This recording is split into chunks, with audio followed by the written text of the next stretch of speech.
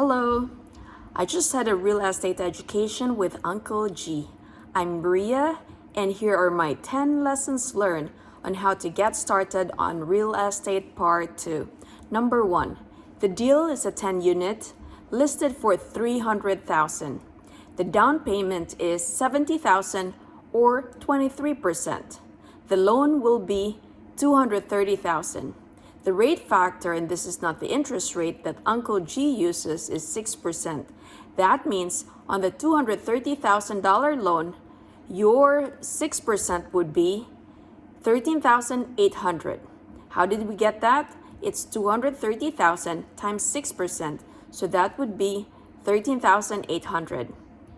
So you need the property to pay more than $13,800 to get a debt coverage ratio or DCR of 1.25. So that means the property needs to create at least $17,250 of income. How did we get the $17,250 of income? It's $13,800 times 1.25 equals to $17,250. For gross income, that would be 10 units times 600 of rent, which is the average rent per month, times 12 months equals 72,000 of gross income. For expenses, at least you should factor in about 30%, especially if you just manage it yourself. 30%. So 72,000 times 30% of operating expenses will give us 21,600. To round it off, it's 22,000. For net operating income, that would be gross rents minus expenses. In this situation, it's 72,000 minus 22,000 of expenses equals 50,000 of net operating income. For cash flow, that would be net operating income minus your debt service. In this deal, the cash flow would be 50,000 of net operating income minus a debt service of 13,800, which is 36,200 of cash flow. Number 2 lesson, you can sell the deal, flip it. So you sell the 10-unit property for $500,000. How did we come up with $500,000? So the formula would be selling price equals to net operating income divided by the cap rate, such as for this example is 10%. So this deal has a net operating income of $50,000 divided by the cap rate of 10% equals $500,000 is your selling price. $500,000 is the selling price. And now, if your down payment is $70,000 or was $70,000 and your mortgage to the bank was $230,000, and if you sold the 10-unit property for $500,000, you paid the $70,000 back if you borrowed it from your mom, and you pay the $230,000 back to the bank, and you get approximately $200,000 if you flip this deal. Third lesson, another deal located at 4303 Gallatin. It's a newer build, it's 16 units, and the average rent is $1,500 per unit. Multiply it by 12 months, you have a gross income of $288,000 per year. And since you're not full all the time, you have to account for vacancy, and in this example, they factored in a 92% occupancy. So $288,000 per year of gross income times 92% of occupancy equals to $264,960. $264,960 of gross income. You factor in a 30% operating expense, so that will give you $79,488. How did we get $79,488? It's $264,960 of your gross income times 30%. 30% again is the operating expense. The net operating income formula is gross income minus expenses. In this deal, the net operating income is $264,960 of gross income minus an expense of $79,488. So the net operating income is $185,472. $185,472. Now, to get the asking price, so that would be $185,472 of the net operating income divided by a cap rate of 5.796. A cap rate of 5.796, so the asking price is $3.2 million. Now, Uncle G said you need 25% down, which is equivalent to $800,000, and you get a bank loan worth of $2.4 million. Now, the debt service is $147,000. How did we get a debt service of $147,000? A mortgage of $2.4 million times the rate factor that Uncle G uses, which is 6.125%, equals to $147,000 of debt service. Cash flow. Cash flow formula again is net operating income minus debt service. In this deal, the cash flow is $185,472 of net operating income minus $147,000 of debt service, so your cash flow is $38,472. Now, Uncle G said that he didn't like this deal. Why? Because if it was the first deal of the caller. Number two, it's already fixed up. And third, he wants the caller to exit quick and not be stuck in the deal for long periods of time waiting for appreciation. Cash and cash return is cash flow divided by the down payment. Cash flow divided by the down payment.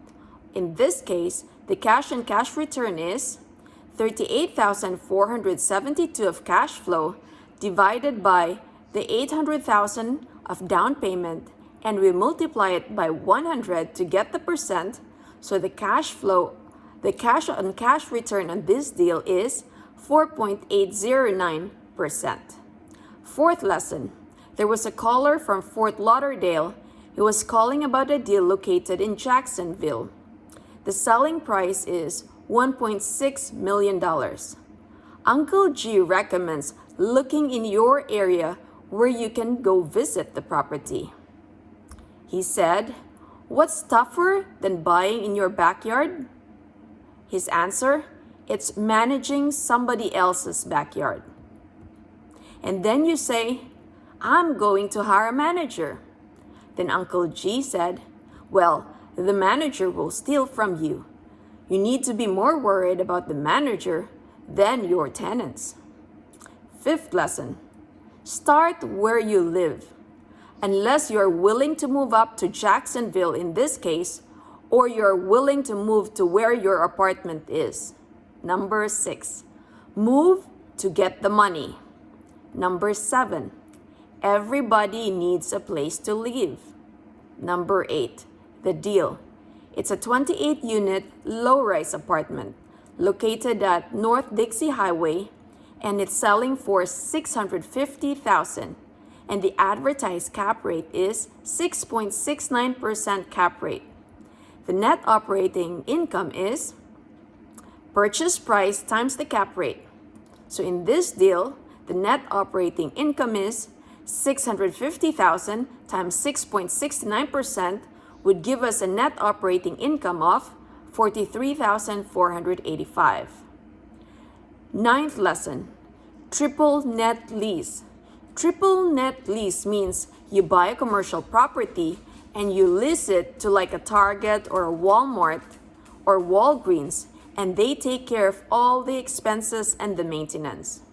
10th, dormitory deal built in 2003, and the selling price is $3.75 million.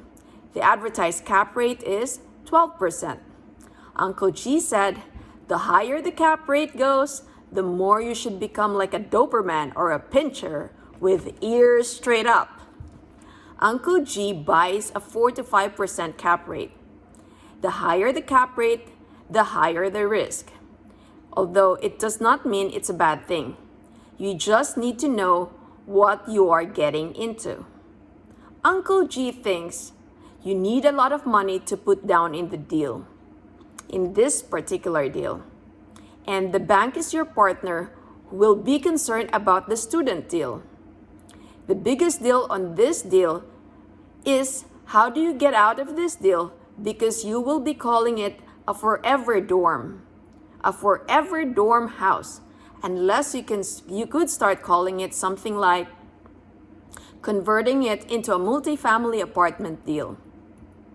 For this particular deal, there's a leasehold property that would allow for depreciation of the full purchase price of the asset in year 1. You can buy that deal and write off $3.75 million. This particular deal has a net operating income of $450,000. So if you have a very high enough income like Uncle G, you can write off $3.75 million in year 1. That means your cost is 0 for this deal. You will reduce your tax bill by $3.75 million and produce a net operating income of $450,000, and that is before debt. So you call a bank and ask the bank, how much will you lend me on a ground lease of 20 years? Now Uncle G said the bank will underwrite you, and the bank will also underwrite where the lease is coming from. 10th lesson.